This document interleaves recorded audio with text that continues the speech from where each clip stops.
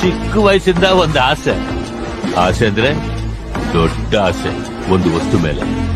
ಅದೇ ನನ್ನ ಲೈಫಿನ ಟಾರ್ಗೆಟ್. ಅದು ಏನಂದ್ರೆ ಹಲೋ ನಮಸ್ತೆ ನನ್ನ ಸಮಸ್ತ ಕನ್ನಡ ಜನತೆಗೆ ನಾನು ನಿಮ್ಮ ಫಿನಿಕ್ಸ್ ರಕ್ಷಿತ್ ಮಾಡುವ ನಮಸ್ಕಾರ. Welcome to my blog guys. ಇವತ್ತಿನ ಸ್ಪೆಷಾಲಿಟಿ ವಿಶೇಷ ಏನಂದ್ರೆ ನಮ್ಮತ್ತೆ ಮಾಡಿದ ಬಜ್ಜಿ. ಆ ರುಚಿಯಾದ ಬಜ್ಜಿನ ಸವಿಯೋಣ. ಅದು ಯಾವ ರೀತಿ ಮಾಡೋದು, ಹಾಗೆ ನೀವು ಮನೆಯಲ್ಲಿ ಮಾಡ್ಕೊಂಡು ತಿಂದು ಮಜಾ ಮಾಡಿ ಅಂತ ಈ ವಿಡಿಯೋನ ಇಲ್ಲಿಂದ ಕಂಟಿನ್ಯೂ ಮಾಡ್ತಾ ಇದೀನಿ.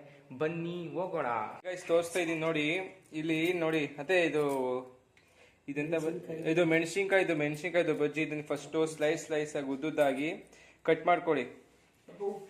ಸ್ವಲ್ಪ ಉಪ್ಪು ಹಾಕಿ ಇಡ್ಕೋಬೇಕಂತೆ, ಮಿಕ್ಸ್ ಮಾಡ್ಕೊಂಡು ಇದನ್ನ ಇಳಿಯತ್ತೆ. ಇನ್ನೇನ್ ಮಾಡ್ಕೋಬೇಕು ಇದನ್ನ,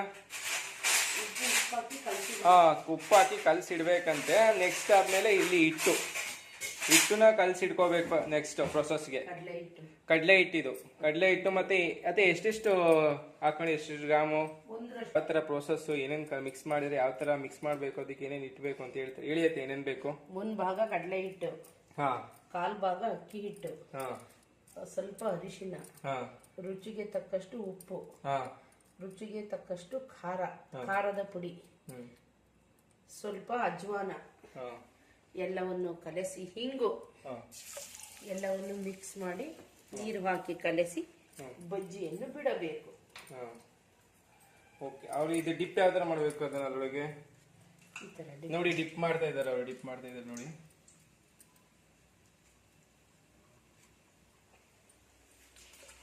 ನೋಡಿ ಇಲ್ಲಿ ಹಾಗೆ ಫ್ರೈ ಆಗ್ತಾ ಇದೆ ಬಜ್ಜಿ. ಸೂಪರ್ ಆಗಿದೆ ನೋಡಿ. ಹೆಂಗೆ ಕೊತ್ತ ಅಂತ ಕುದಿತಾ ಇದೆ. ಎಣ್ಣೆ ಒಳಗೆ ಹಾಕಿ ಬಜ್ಜಿನ ಮತ್ತೆ ನೋಡಿ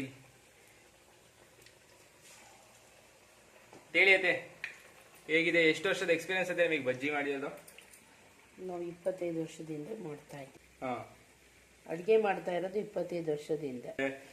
ಹೇಳಿಯತ್ತೆ ಎಷ್ಟು ವರ್ಷ ಆಯ್ತು ನೀವು ಯಾವಾಗಿಂದ ಚಿಕ್ಕದ್ರಲ್ಲಿ ಬಜ್ಜಿ ಹಾಕ ಕಲ್ತಿದ್ ನೀವು? ಇಲ್ಲ, ನಾವು ಮದ್ವೆ ಆದ್ಮೇಲೆ ಬಜ್ಜಿ ಹಾಕ್ತಾ ಇರೋದು. ಬಜ್ಜಿ ಹಾಕ್ತದ ಎಲ್ಲ ನಿಮ್ಮ ಅಮ್ಮ ಹೇಳ್ಕೊಟ್ಟಿದ್ರ ಏನಾರ ಬಜ್ಜಿ ಹಾಕೋದಿಕ್ಕೆ? ಇಲ್ಲ, ಆಮೇಲೆ ನಾವು ಮದ್ವೆ ಆದ್ಮೇಲೆ ಮಾಡ್ತಾ ಇರೋದು. ಇವ್ರು ಮದ್ವೆ ಆದ್ಮೇಲೆ ಅಂತ ಅಡ್ಗೆ ಎಲ್ಲ ಮಾಡ್ತಾ ಇರೋದು ಮದ್ವೆ ಆದ್ಮೇಲೆ.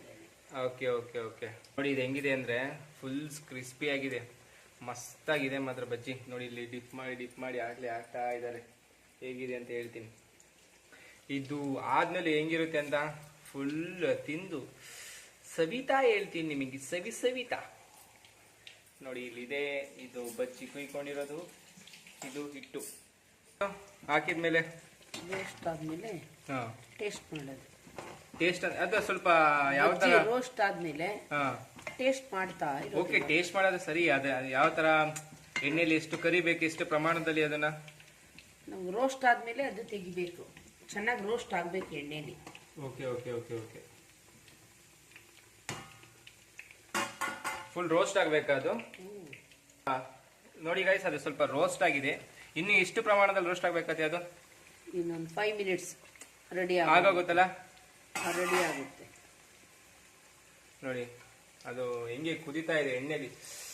ಅದು ನೋಡಿದ್ರೆ ಸ್ವಲ್ಪ ಮಜಾ ತಿಂದಾಗ. ಆತರ ನಮ್ಮ ಅತ್ತೆ ಮಾಡೋ ಬಜ್ಜಿ ಸೂಪರ್.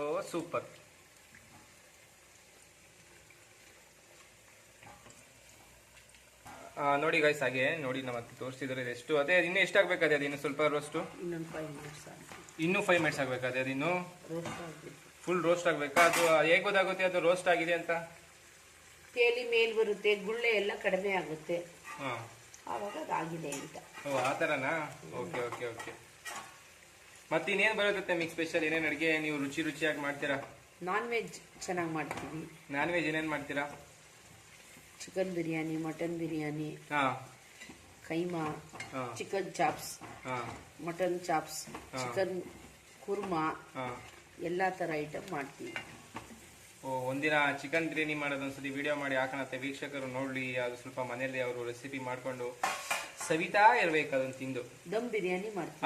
ಮತ್ತೆ ಗಾಯ್ಸ್, ನಮ್ಮ ಅತ್ತೆ ದಮ್ ಬಿರಿಯಾನಿ ಸೂಪರ್ ಗಾಯ್ಸ್. ಸಾರಿ, ನಮ್ಮ ಅತ್ತೆ ಸ್ವಲ್ಪ ಕ್ಯಾಮ್ರಾ ಮುಂದೆ ಬರೋಕ್ಕೆ ಸ್ವಲ್ಪ ಏನಂದ್ರೆ ನೀವೇ ಸ್ವಲ್ಪ ಅವರಿಗೆ ಮುಜುಗರ.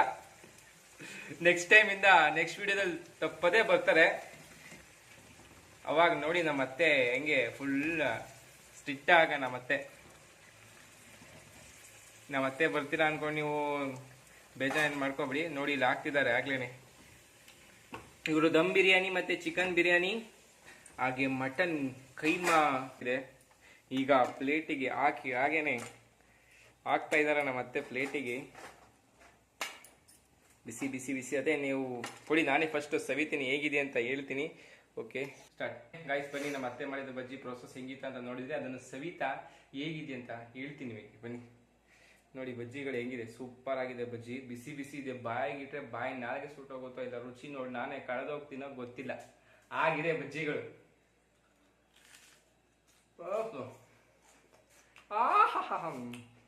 ಸೂಪರ್ ಆಗಿದೆ ಬಜ್ಜಿ.